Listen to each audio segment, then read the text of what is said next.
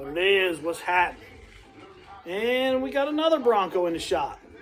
This one needs all the brakes, brake lines, and it needs front shock towers. They're rotted out.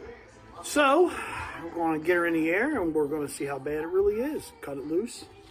Cut everything loose, I should say, and go from there. Stay tuned. All right, so I got the Bronco in the air. I actually did start tearing it down, didn't film all of it. It's pretty crusty. Part of it's there on the floor, and there's the other part of it. So what I found was these towers right here, they're rotted out. So I'm going to replace those, replace the shocks. It needs a bunch of other stuff, but the guy's got a budget, and I got to try to stay within the budget. It is what it is. It really should have ball joints at this point, but he just doesn't have it. I've talked about this before in some of my other videos where guys will talk about that they have a hard time steering or the truck doesn't steer at all. And what happens is, which is what's wrong with this one, the U-joints are frozen up. I mean, it don't turn. It turns this way, but it does not turn the other way at all. I mean, I'm pushing on it. So the joints froze up. I've got new U-joints. In the back, I found the same old problem that I find with all OBS trucks and Broncos.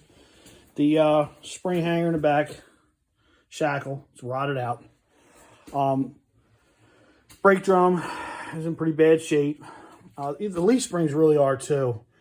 But again, we're working with a budget, so we're going to do what we can. So let's get at the front, and let's get the front cut apart, and see how bad it looks.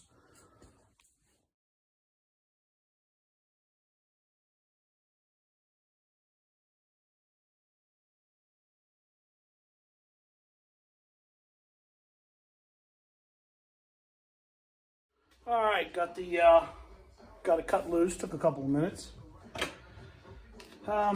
So as you can see, this one is pretty rotten out. Now, it was rotted out up here, and of course on the back side. We're going to replace both sides.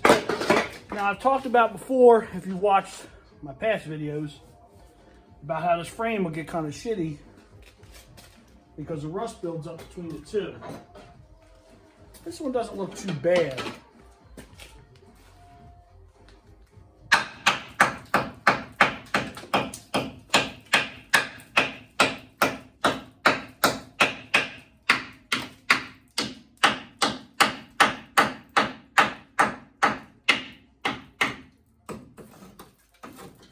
See, all the brake lines are trashed up in there. Let me bring you in for a little closer look. So I have seen in the past, let me get you situated here. I've seen in the past on these 150s and the Broncos, when you get the tower off, sometimes you have some rust in there. I have repaired the frames before in the past. This one's got its fair share of crap in it, but you can see, look at these brake lines. They're just coming off this truck. Welcome to the Salt Belt, where we live. Look, somebody did a custom brake line there. Whew, she's sweet. The old up and over the tower technique. I know you're liking it. So now my next step is, like I said, I can't do everything on this truck as much as I'd like to. We'll get this unit out, get all these brake lines cut out of here. The next step I'll do is I'll come back in here with a torch, and let's see if I can get you closer for a better look.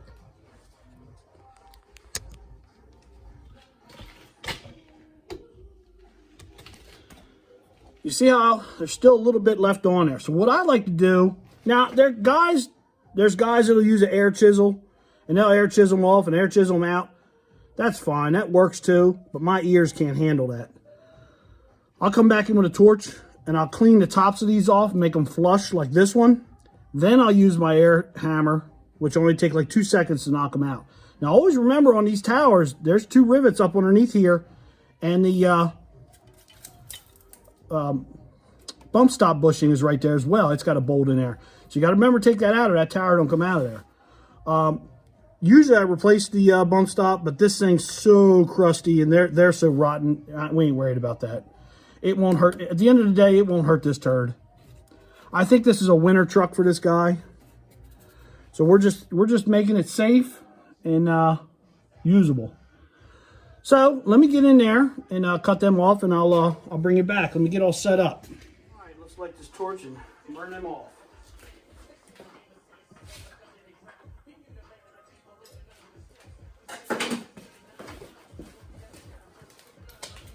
Like I said before, guys use air chisel or grinder. That's fine. I have a torch, and I just been doing this way for 30 years.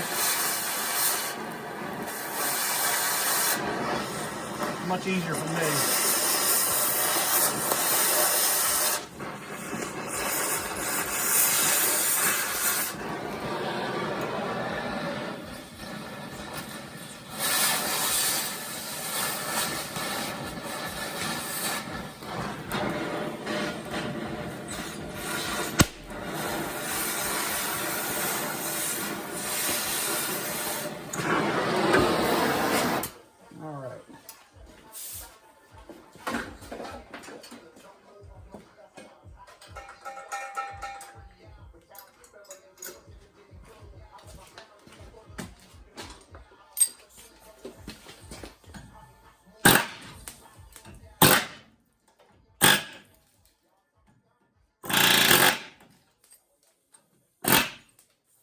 As you can see, it was just that easy.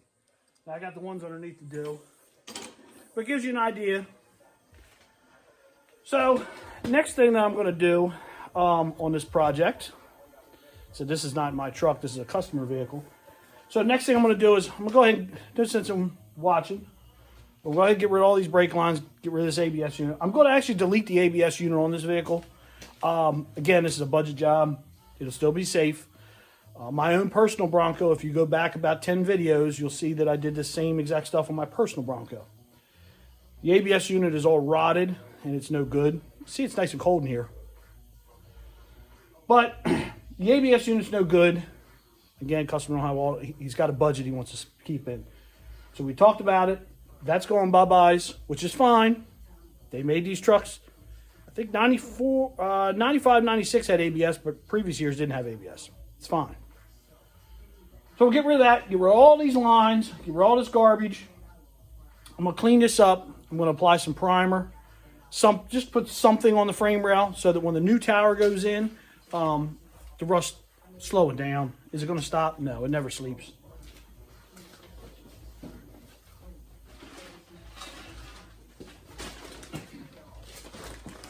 And these are our new towers. Now, Ford still offers these towers. You can still buy them from Ford. They're like maybe $30 more maybe than these aftermarket ones. But I've been using these aftermarket ones for quite a few years with no problems. You can see that's our new one. Fits right in there. All the holes line up. Tighten them up. Now, it comes with nuts and bolts. But I can just tell you right now from experience in doing these, the nuts and bolts it comes with are garbage. Throw them away. 7/16.